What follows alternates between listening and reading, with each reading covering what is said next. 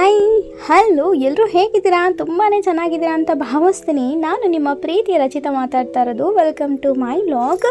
ಇವತ್ತಿನ ದಿನ ಮಂಗಳಗೌರಿ ವ್ರತನ ನಾವು ಹೇಗೆಲ್ಲ ಮಾಡ್ತೀವಿ ಅಂತ ನೋಡೋಣ ಬನ್ನಿ. ಹಿಂದಿನ ದಿನವೇ ನಾವು ಅದಕ್ಕೆಲ್ಲ ಪ್ರಿಪ್ರೇಷನ್ ಮಾಡ್ಕೋಬೇಕಾಗುತ್ತೆ. ಸೊ ಹಾಗಾಗಿ ನಾನಿಲ್ಲಿ ಚೇರ್ ಮೇಲೆ ಕೂರಿಸ್ತೀನಿ. ನಾವು ಈ ಥರನೇ ಮಂಗಳಗೌರಿ ಮಾಡೋದು. ಹಾಗಾಗಿ ನಾನು ಹೇಗೆ ಮಾಡ್ತೀನೋ ಹಾಗೆ ತೋರಿಸ್ತಾ ಇದ್ದೀನಿ.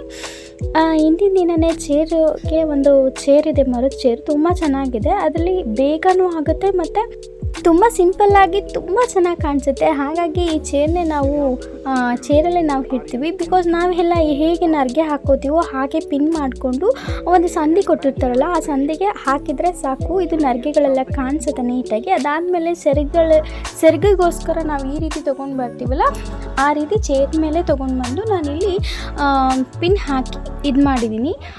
ಒಂದು ಪೀಠ ಥರ ಅಲಂಕಾರ ಮಾಡಿದ್ದೀನಿ. ನೀವು ಇಲ್ಲಿ ನೋಡ್ತಾ ಇರ್ಬೋದು. ನಿನ್ನೆಲ್ಲ ಪ್ರಿಪ್ರೇಷನ್ ಮಾಡ್ಕೊಂಡಿದ್ದಾಗಿದೆ. ಬೆಳಗ್ಗೆ 4:15 ಎದ್ಬಿಟ್ಟು ಮಂಗಳ ಸ್ನಾನ ಮಾಡಿ ಒಂದು ಪ್ಲೇಟಲ್ಲಿ ಅಕ್ಕಿ ಹಾಕಿ ಅದಾದಮೇಲೆ ಸಿದ್ಧಿವಿನಾಯಕನ ಮಾಡ್ಕೋಬೇಕು. ಸ್ವಲ್ಪ ಅರಿಶಿನ ನೀರು ಹಾಕಿ 5 ಕರ್ಕೆಡ್ಡಲ ಇಟ್ಟು ಗಣಪತಿನ ರೆಡಿ ಮಾಡ್ಕೊಂಡಿದ್ದೀನಿ. ಇಲ್ಲಿ ನಾನು ಗಣೇಶನ ಮಾಡ್ಕೊಂಡಿದ್ದೀನಿ. ನೆಕ್ಸ್ಟ್ ನಾನಿಲ್ಲಿ ಮಂಗಳಗೌರಿನ ಇಡೋದಕ್ಕೋಸ್ಕರ ಒಂದು ಚೊಂಬು ತೊಗೊಂಡಿದ್ದೀನಿ. ಆ ಚೊಂಬಲ್ಲಿ ನೀರು ಹಾಕಿ ಅರಿಶಿನ ಕುಂಕುಮ ಹಾಕಿ ಅದಾದಮೇಲೆ ಸ್ವಲ್ಪ ಒಂದು ಬೆಳ್ಳಿ ಕಾಯಿನ್ ಹಾಕಿದ್ದೀನಿ, ₹1 ಕಾಯಿನ್ ಹಾಕಿದ್ದೀನಿ. ಮತ್ತು ಅಷ್ಟೇ ಬೆಳ್ಳಿ ಕಾಯಿನ್ ಹಾಕಿ 5 ಎಲೆ ಇಟ್ಟಿದ್ದೀನಿ. ರಾತ್ರಿಯೇ ಅರಿಶಿನ ಹಚ್ಚಿರೋಂಥ ಕಾಯಿಗೆ ಸ್ವಲ್ಪ ವಿಭೂತಿ ಅರಿಶಿನ ಕುಂಕುಮ ಹಚ್ಚಿಟ್ಟಿದ್ದೀನಿ. ಅದಾದಮೇಲೆ ರಾತ್ರಿಯೇ ರೆಡಿ ಮಾಡ್ಕೊಂಡಿದ್ದೆ ಎಲ್ಲ ಮುಖಪದ್ಮನ ನೀಟಾಗಿ ತೊಳ್ಕೊಂಡು ಅದಕ್ಕೆ ಅರಿಶಿನ ಕುಂಕುಮ ಇಟ್ಟು ವಿಭೂತಿ ಇಟ್ಟು ಕೆನ್ನೆಗೆ ಅರಿಶಿನ ಹಚ್ಚಿ ಲಿಪ್ಸ್ಟಿಕ್ ನಾನು ಯಾವಾಗಲೂ ಹಾಕೋತೀನಿ. ಸೊ ಹಾಗಾಗಿ ದೇವ್ರಿಗೆ ಲಿಪ್ಸ್ಟಿಕ್ ಹಾಕೋಕ್ಕಾಗಲ್ಲ, ಬಿಕಾಸ್ ಅದು ಏನೋ ಗೊತ್ತಿಲ್ಲ, ದೇವರಲ್ವ ಅದು. ಸೊ ಅದನ್ನೇ ಕುಂಕುಮನೇ ಲಿಪ್ಸ್ಟಿಕ್ ರೂಪದಲ್ಲಿ ಮಾಡಿ ಅದಕ್ಕೆ ಲಿಪ್ಸ್ಟಿಕ್ ಹಾಕಿ ಐಲೈನರ್ ಕೂಡ ಹಚ್ತೀನಿ. ತುಂಬ ಚೆನ್ನಾಗಿ ಕಾಣಿಸುತ್ತೆ ಅಂತ.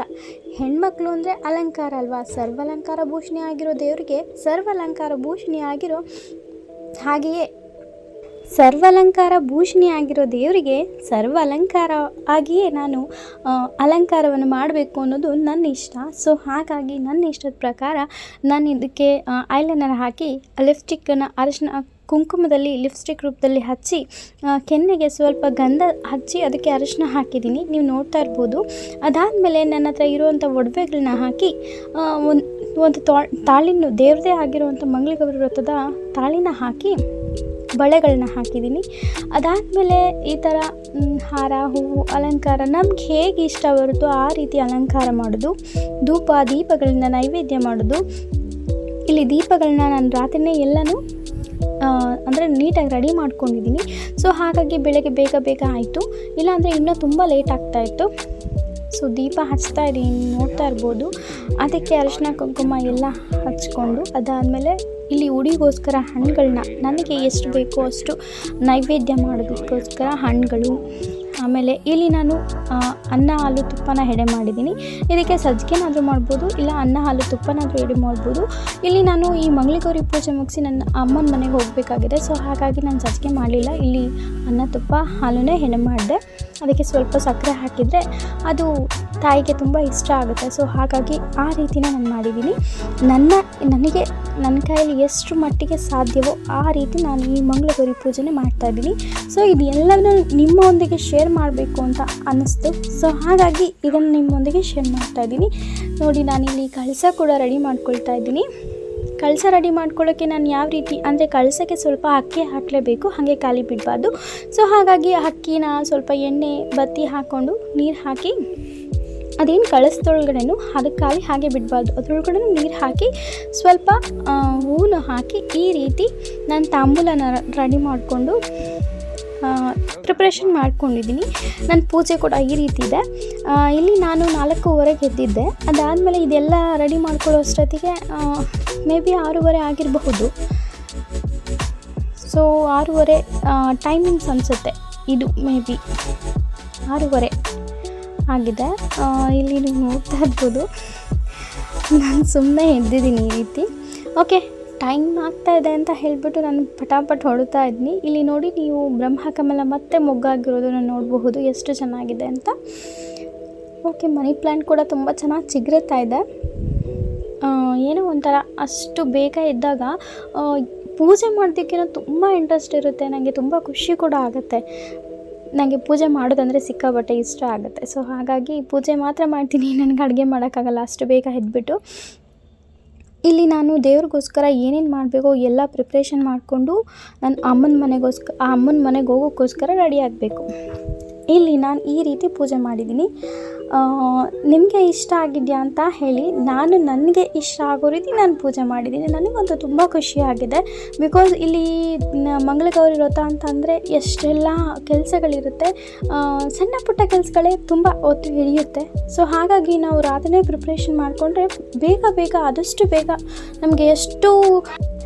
ನಮಗೆ ಎಷ್ಟು ಬೇಗ ಆಗುತ್ತೋ ಅಷ್ಟು ಬೇಗ ನಾವು ಕೆಲಸಗಳನ್ನ ಮುಗಿಸ್ಕೋಬೋದು. ಸೊ ಹಾಗಾಗಿ ಅಂದರೆ ನಾವು ಎಲ್ಲ ಪ್ರಿಪ್ರೇಷನ್ ಮಾಡ್ಕೊಂಡಿದ್ರೆ ರಾತ್ರಿನ ಬೇಗ ಮಾಡ್ಕೋಬೋದು. ಇಲ್ಲ ಅಂದರೆ ತುಂಬ ಲೇಟ್ ಆಗುತ್ತೆ. ಇದು ಫಸ್ಟ್ನೇ ವಾರ ಮಂಗಳಗೌರಿ ವ್ರತ ಮಾಡೋರಿಗೆ ಸ್ವಲ್ಪ ಅದು ಇದು ಅಂದರೆ ಏನೇನು ಬೇಕು ಎಲ್ಲನೂ ಸೆಟ್ ಮಾಡ್ಕೋಬೇಕಲ್ಲ, ಅದಕ್ಕೆ ಟೈಮ್ ಆಗ್ಬೋದು ಅಷ್ಟೇ. ಅದಾದಮೇಲೆ 2ನೇ ಮಂಗಳವಾರ 3ನೇ ಮಂಗಳವಾರ ಪಟಾಪಟ್ ಬೇಗ ಆಗಿಬಿಡುತ್ತೆ. ಏಕೆಂದರೆ ಬಿಕಾಸ್ ಎಲ್ಲದೂ ರೆಡಿ ಇರುತ್ತೆ, ನಾವು ರೆಡಿ ಮಾಡ್ಕೊಂಡಿರ್ತೀವಲ್ಲ. ಸೊ ಹಾಗಾಗಿ ಬೇಗನೆ ಆಗಿಬಿಡುತ್ತೆ. ಈ ಫಸ್ಟ್ನೇ ಮಂಗಳವಾರ ಸ್ವಲ್ಪ ಸೆಟ್ ಮಾಡ್ಕೊಳ್ಳೋದು ಸ್ವಲ್ಪ ಟೈಮ್ ಹೋಗುತ್ತೆ ಅಷ್ಟೇ.